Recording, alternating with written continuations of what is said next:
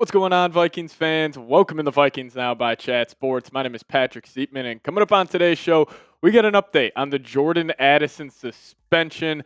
Adam Schefter, Kevin Seifert had some updates there, and I just overall want to give you guys my thoughts on that. And then on the second half of today's show, could the Vikings be trading for another wide receiver? I think it's unlikely, but there is some drama in San Francisco, and one of the receivers could be on the move. But before we dive into it, if you are a Jordan Addison guy, go down there and hit that thumbs up icon. One of my favorite players on the Vikings. I still think he is underappreciated amongst Vikings fans and across the NFL world. One of the best wide receiver twos in the league.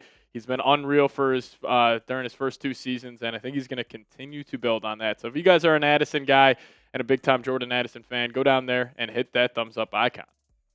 All right, so Kevin Seifert tweeted this out earlier on this morning at 6:27 a.m., saying Vikings wide receiver Jordan Addison's jury trial stemming from his 2024 DUI citation remains set for today in Superior Court of California. Addison has pleaded not guilty. And then Kevin Seifert actually followed that up saying, well, now we're hearing online records show that Jordan Addison now has a hearing scheduled for Thursday. And he literally tweeted this out right before we were about to film this video. And then Adam Schefter quote tweeted his first tweet saying this: if convicted, Vikings wide receiver Jordan Addison could be facing a baseline 3-game suspension per NFL policy. Now, if he is convicted and he is found guilty, the bare minimum amount of games he would be suspended is 3. So originally I was saying if he's found, not guilty, I could see this, being a 1 to 3 game suspension just delivered by the Vikings, since this is his second off the field, mishap in back-to-back off seasons. But if he's found guilty, this may be a 3 to 5 game suspension, which, could get a little dicey for the Vikes. But Florio was kind of just summing this up in a recent article he put out today, saying last July, Addison was found asleep at the wheel at LAX airport.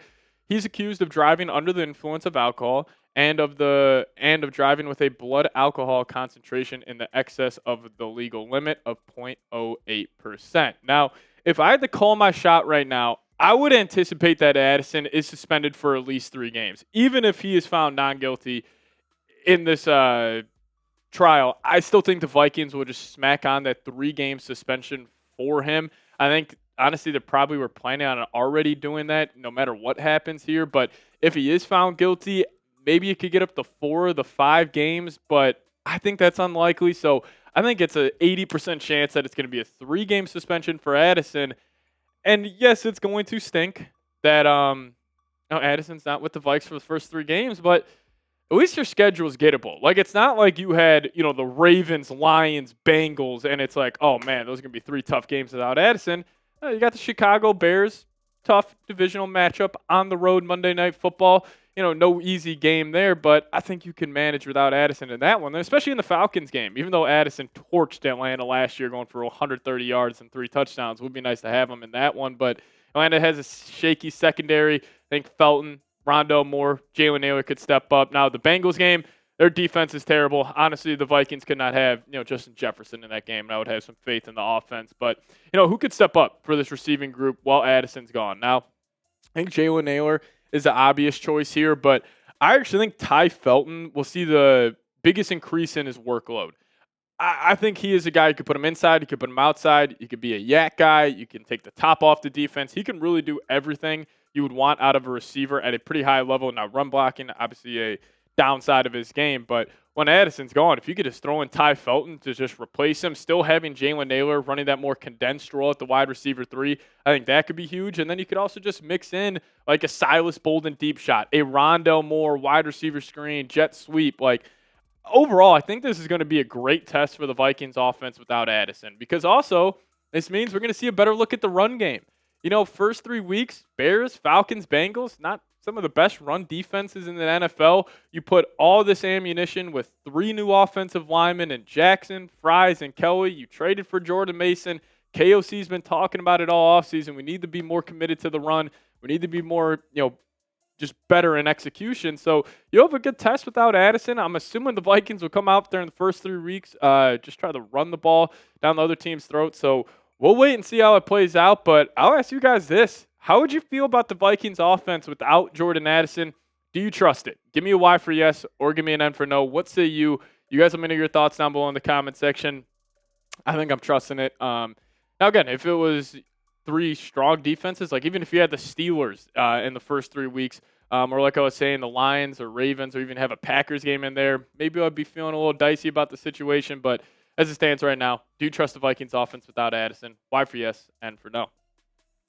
All right, so I think it's unlikely the Vikings will trade for a wide receiver, but I also want to get you guys caught up with the latest news in the NFL. Jauan Jennings, apparently he could be on the move before the start of the season, so we'll discuss that news here in a second. But before we do so, I got to tell you guys about one of my favorite sponsors here at Vikings Now by Chat Sports, and that is Factor Meals. Now get started at factormeals.com/VikingsChat50off and use code VikingsChat50off to get 50% off plus free shipping on your first box. That's code VikingsChat50 off. Now, summer is here, which means more sun, more light, and more time to do all the things that make summer so special.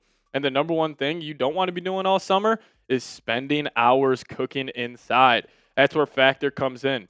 Factor's chef-crafted, dietitian-approved meals are ready in just 2 minutes, taking the hassle out of eating well. Now, Factor meals arrive fresh and ready to eat and perfect for any active lifestyle over summer and beyond. Now, here covering the Minnesota Vikings at Chat Sports, sometimes we don't get out of the office until about 7 o'clock at night, and I don't always feel like making a home-cooked meal, but that's where Factors came in and has completely changed my life. I love the blackened salmon. I love the Texas cheddar burger, and they have a ton of great options for you guys. They actually have 45 weekly menu options.